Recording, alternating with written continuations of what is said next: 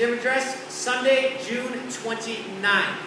Birthdays this week we have on Saturday, which will be July 5th, is going to be Miss Jenny Bottrager's birthday. Please reach out to her and give her a happy birthday. Other announcements include this Friday, July 4th, is Independence Day, and we will be shutting down both Dignified CrossFit and 810 CrossFit to celebrate Independence Day. So please don't come into the gym. Go have a picnic, go have yourself a paleo beer and a paleo hot dog, and enjoy July 4th with your family and friends.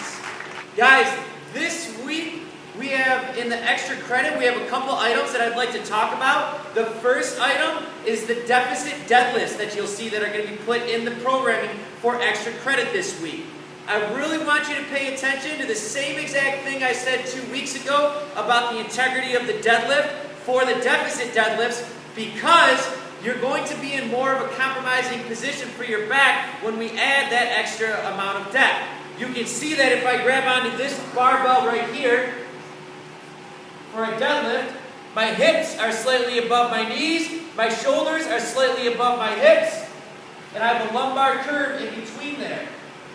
I maintain that lumbar curve as I stand. Now, I've got a 45-pound training plate on the ground that I'm going to use for the deficit deadlifts. So I step up on here. When I grab onto the barbell, I might be slightly squattier, but all those main points of performance should try to exist. My hips should be slightly above my knees, my shoulders are slightly above my hips, and just because I'm going down the extra 3 inches, I want to make sure that I do not round out my back. So don't do the deficit deadlift, or maybe do it off a 10-pound plate if this is too high for you. But you should be able to maintain that lumbar curve even though you're going to depth. So I want you to pay attention. You might have to, the weights might strike you as a little bit different in order to maintain that integrity of your back. So be smart when you train this deficit deadlift. Don't think you can just go to your regular deadlift weight. It will be a little bit more challenging. Guys, I have another piece of advice I'd like to give you about the extra credit for this week. Since we will be doing box squats this week, I'm going to talk about that right after we get back from this break from a word from our sponsor.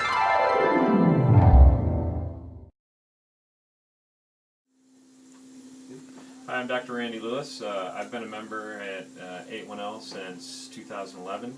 I'm a general dentist here in Durand at Turth & Associates. We've been here since 1988.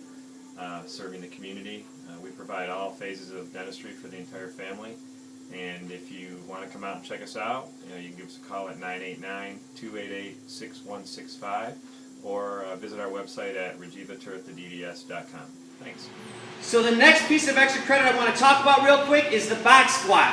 If you notice right here, I've got a weight set up in the rack. Notice that the bottom of the J cup is just about or above sternum height. That's where it should be. I should never be in my tiptoes when I'm getting this barbell out.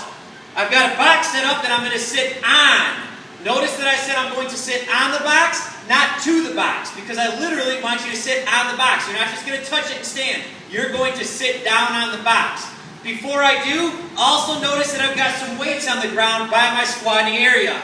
Be cognitive of that. Get those weights out of your way. That way, in case you do have to bail the weight, it doesn't bail onto some weights that it can ricochet across the room. If you do have to bail this weight, just like a regular squat, let it roll off of your back. That means it's probably going to break the box. Don't let that worry you if you're in danger. If you're in danger, break the box, not your back. Of course, we don't want to break the box, but we would pick it as the lesser, the one we would prefer over your back. So I create my back rack. I pinch my shoulder blades together and drive them up.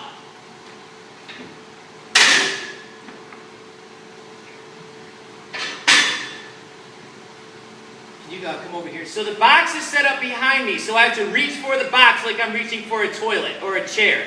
I take my feet slightly wider than I would for a regular squat, slightly wider.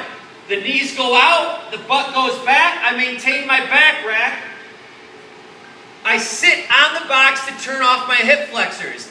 From here, I drive my knees out further, and I try to stand straight up by squeezing my butt all the way through. I sit down, turn off my hip flexors, my knees go out, back rack stays on, I stand, drive my heels through the cement, and squeeze my butt cheek at the very, very top. The extra credit is going to call for box squats over the next 2 weeks. Make sure you maintain the integrity of this lifting heavy. All we're doing with the deficit deadlifts and the box squats is we're just learning to lift heavy shit different ways. So it'll make us stronger. Guys, thanks a ton for tuning in. June 29th, 2014. Have a great week.